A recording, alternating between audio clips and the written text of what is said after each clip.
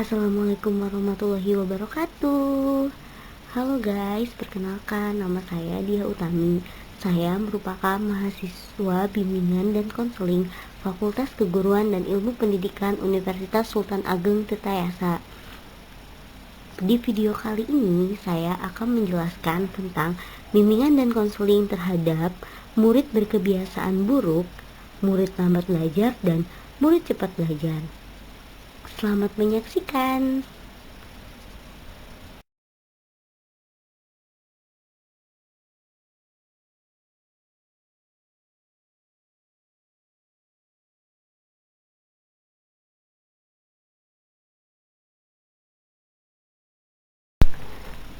Nah, yang pertama yang akan kita bahas adalah tentang bimbingan dan konseling terhadap murid berkebiasaan buruk.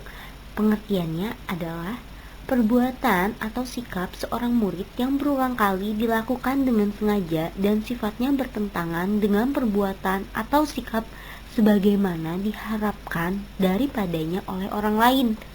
Nah, di sini dapat disimpulkan bahwa murid berkebiasaan buruk biasanya ada kecenderungan perilaku untuk melanggar aturan-aturan yang ada di lingkungannya. Adapun jenis-jenis dari murid berkebiasaan buruk, yang pertama adalah agresif. Agresif ini biasanya kecenderungan anak untuk menyerang anak lain atau bahkan gurunya. Nah, yang kedua ada menguasai murid lain, yang dimana biasanya murid tersebut ada kecenderungan untuk melukai fisik atau perasaan murid lain.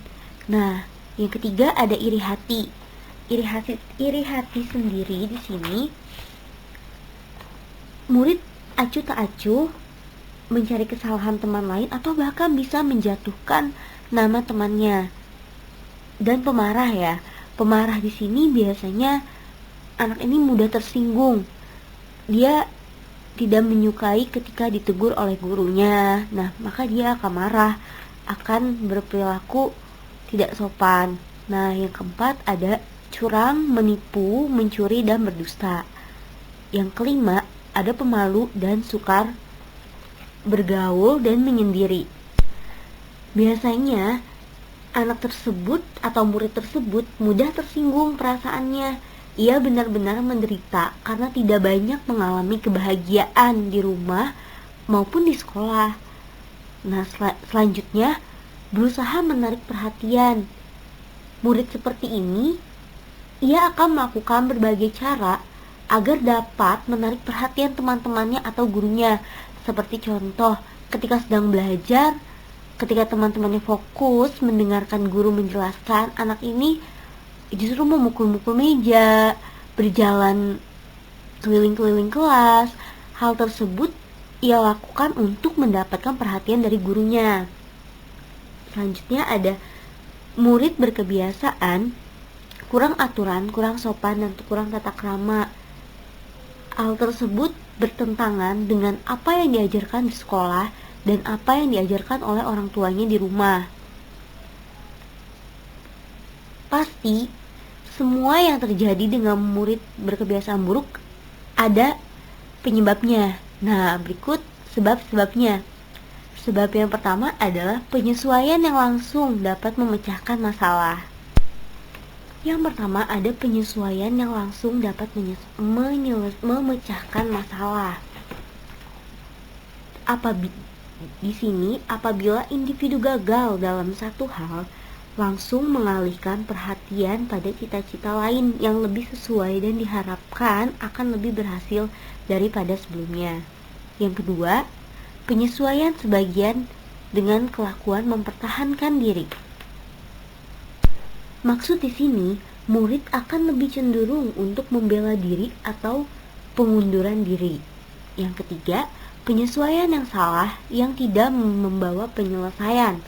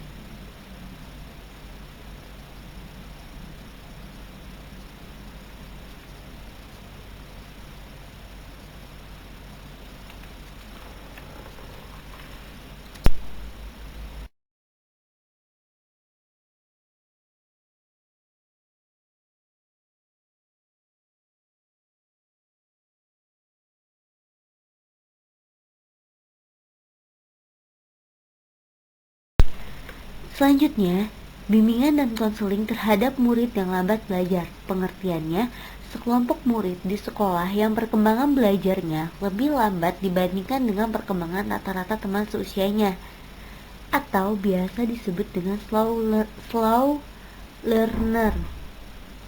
Biasanya, kecerdasan murid yang lambat belajar di bawah rata-rata. Murid lambat belajar perkembangan atau prestasi belajarnya lebih rendah dari rata-rata teman-teman di kelasnya. Nah, tingkah laku murid lambat belajar. Yang pertama, adanya keterlambatan.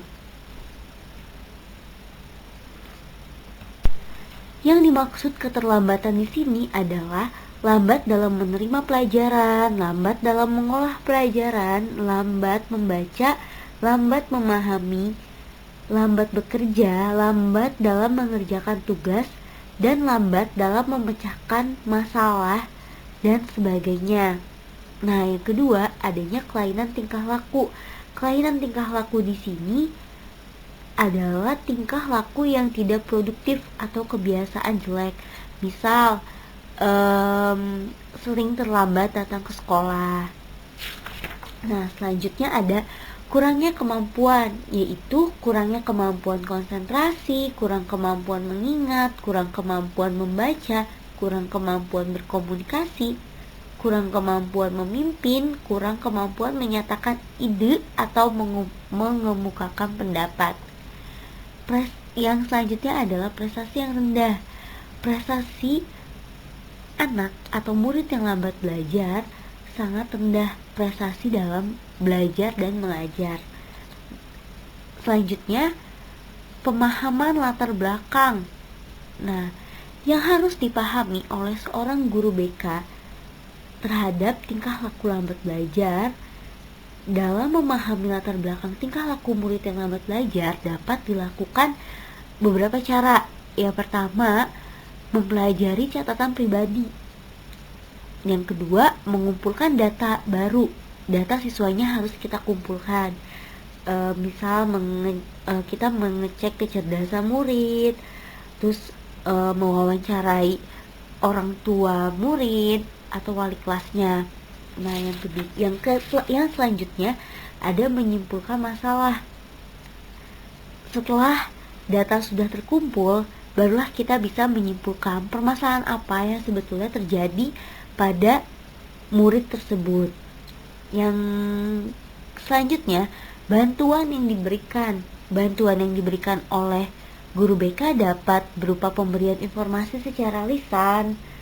Ini memberikan informasi yang dibutuhkan oleh murid sesuai dengan kasus yang dialaminya. Informasi ini dapat diberikan dengan cara tanya jawab, diskusi, dan ceramah. Yang kedua, bantuan penempatan. Nah, bantuan penempatan di sini ditujukan untuk memperbaiki bantuan murid dalam mengatasi kesulitannya, khususnya yang menyangkut hubungan sosial murid di dalam kelas dan tingkat kemampuan murid. Contohnya itu menempatkan murid pada kelas-kelas heterogen yang sesuai dengan tingkat kecerdasannya. Yang ketiga, pertemuan dengan orang tua. Nah, dengan ada pertemuan dengan orang tua, guru bisa mengetahui bagaimana kebiasaan anak ketika di rumah. Lalu agar orang tua paham bahwa anak mengalami suatu kesulitan dan orang tua harus bisa membantu anak dalam menghadapi kesulitan tersebut. Yang keempat, adanya sosiodrama. Sosiodrama digunakan untuk memperbaiki hubungan sosial anak dengan teman-temannya, karena biasanya anak yang lambat belajar akan memiliki kepercayaan diri yang kurang baik. Lalu konseling individual. Konseling individual dilakukan oleh konselor atau guru BK. Nah, adanya follow up atau tindak lanjut. Nah, tindak lanjut di sini yang harus dilakukan pertama mengumpulkan data kembali. Jadi guru BK harus mengumpulkan data siswa itu kembali gitu. Terus perumusan kemungkinan masalah kembali. Bisa jadi permasalahan yang sebelumnya itu belum signifikan gitu. Jadi harus kita merumuskan permasalahannya kembali. Yang selanjutnya, pemilihan layanan BK yang lain. Guru BK bisa menggunakan layanan-layanan bimbingan dan konseling yang lainnya. Terus lalu yang keempat, mengulang bantuan bimbingan dan konseling. Guru BK di sini bisa mengulang konseling individual. Mungkin di konseling yang pertama belum terpecahkan permasalahan murid tersebut sehingga harus dilakukan konseling lanjutan.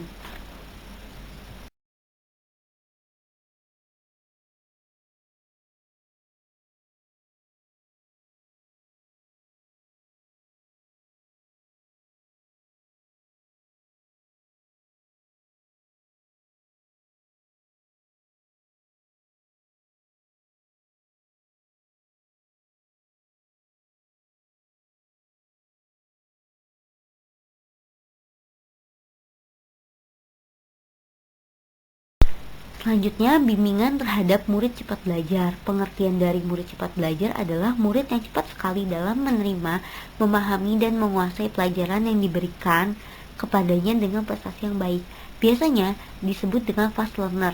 Nah, anak yang cepat belajar atau murid yang cepat belajar ini biasanya memiliki prestasi yang cukup baik di sekolahnya dibandingkan teman-teman rata-rata yang lainnya gitu.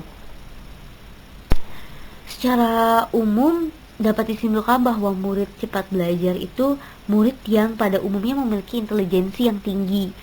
Murid yang cepat sekali menerima, menguasai, dan memahami serta memproduksi pelajaran yang diterimanya. Murid yang ranking hasil rata-rata prestasi akademiknya tinggi. Murid yang sikap, kerajinan, kebersihan, dan kesehatannya sangat baik. Nah, perbedaan murid yang cepat belajar dengan murid biasa atau pada umumnya yang rata-rata gitu. Nah, yang pertama ada sebelum bersekolah. Murid cepat belajar biasanya ketika belajar berjalan lebih awal daripada anak rata-rata. Terus lalu perkembangan bicaranya dimulai lebih awal dan berkembang lebih cepat. Selanjutnya, paling tidak 50% dari murid cepat belajar dapat membaca sebelum masuk sekolah. Setelah bersekolah atau setelah masuk sekolah, murid cepat belajar rajin ke sekolah karena mereka mengutamakan ilmu pengetahuan, mereka haus akan ilmu pengetahuan. Yang kedua, murid cepat belajar senang mengikuti aktivitas ekstrakurikuler. Yang ketiga, jika ia diberi kesempatan memilih mata pelajaran, akan lebih senang memilih mata pelajaran yang berat-berat, contohnya matematika, fisika, yang pada umumnya anak-anak rata-rata kurang menyukai mata pelajaran tersebut. Yang keempat, kemampuan mental yang superior ditunjukkan pada kecakapannya dalam membaca, mampu menarik generalisasi, mengenal hubungan-hubungan, mengkomprehensifkan pengertian, dan mampu berpikir logis. Fisiknya dapat tumbuh dan berkembang dengan baik. Kurang sabar dengan prosedur-prosedur rutin, memerlukan metode belajar yang efisien, tetapi mampu kerja dengan baik. Kecakapan dalam berbagai hal ditunjukkan dari berbagai minat, lebih aktif, dan rasa ingin tahu tentang hal-hal baru lebih besar. Yang selanjutnya, murid cepat belajar memiliki sikap sosial berada di atas murid rata-rata. Yang selanjutnya, murid cepat belajar umumnya jujur, suka menolong, dan murah hati. Murid cepat belajar cenderung tidak mempunyai gangguan gagap atau nervous, berbeda dengan murid rata-rata. Selanjutnya, ada sebab-sebab kemungkinan timbulnya permasalahan pada murid cepat belajar. Yang pertama, kurangnya pengertian dari guru atau pendidik. Nah, biasanya murid cepat belajar itu membuat ragu pendidik atau guru untuk berbuat sesuatu kepadanya. Jadi, misal ketika anak-anak lain mengerjakan tugas A gitu, mereka belum menyelesaikan gitu, tapi murid cepat belajar ini biasanya dia akan lebih dulu menyelesaikan tugas tugasnya gitu. Mereka pasti lebih dulu atau paling awal yang selesai dan memberikan tugasnya kepada guru gitu. Sedangkan anak-anak yang lain belum, maka guru akan ragu memberikan tugas atau perintah kepada murid cepat belajar tersebut gitu. Karena harus adanya modifikasi pembelajaran agar murid cepat belajar tidak jenuh untuk menerima pelajaran. Selanjutnya kurangnya perhatian dari guru. Perhatian yang biasa diberikan oleh guru hanya kepada murid-murid yang rata-rata atau bahkan yang di bawah rata-rata itu atau terbelakang lah. Nah, selanjutnya dianggap tidak memerlukan bantuan orang lain.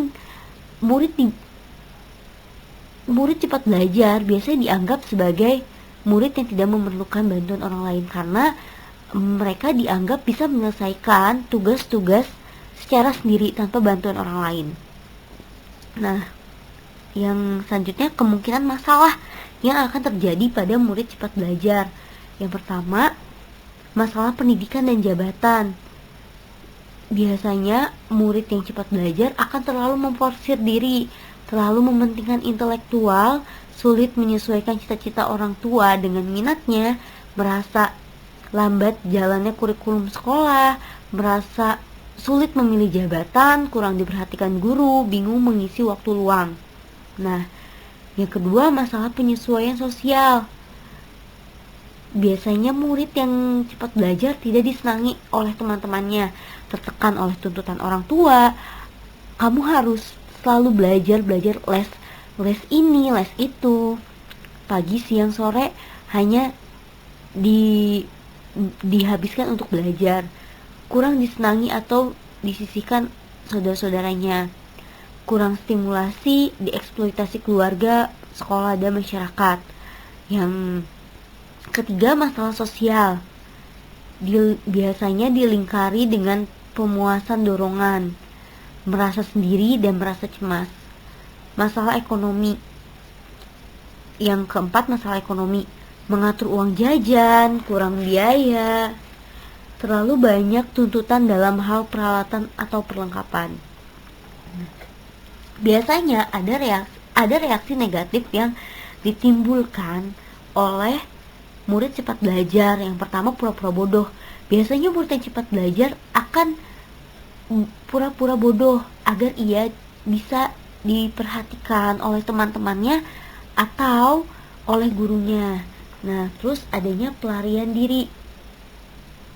Di sini pelarian diri ini jika ia diabaikan karena kurang pengertian dan perhatian oleh guru yang tertuju kepada murid lain atau teman-teman tidak menyukai, maka sebagai pelarian diri, ia akan melarikan diri. Ia mengundurkan diri dari kelompoknya, berusaha memperoleh self-respect dengan menyendiri. Akibatnya, ia berkembang menjadi murid yang bertipe introvert. Nah, biasanya ia akan lebih sering menyendiri, tidak memiliki teman gitu, karena ia merasa bahwa selama ini tidak pernah diperhatikan oleh guru dan teman-temannya.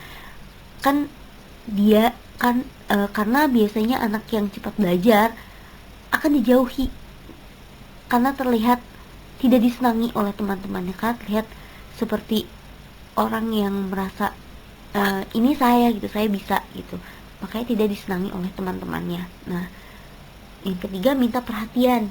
Yang minta perhatian ini biasanya pada umumnya murid cepat belajar telah mampu membaca sebelum masuk sekolah. Fisik, intelektual, sosial, dan emosionalnya telah matang untuk bersekolah. Oleh karena itu, di sekolah ia cepat menyesuaikan diri. Kekayaan bahasa dan penguasaan konsep telah menyebabkan ia selalu berhasil dalam segala tugas, paling cepat selesai sehingga murid lain dengan maksud untuk mendapatkan perhatian. Akibatnya situasi kelas dan jalannya proses belajar mengajar menjadi terganggu. Contohnya tuh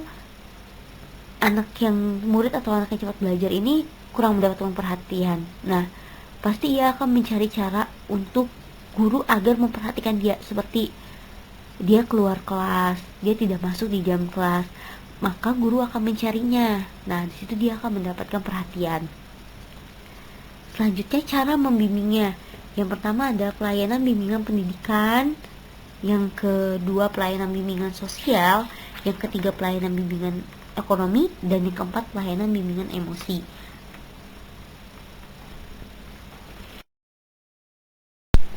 Oke, terima kasih untuk kalian semua yang udah nonton video ini. Semoga apa yang ada di video ini dapat bermanfaat untuk kalian semua.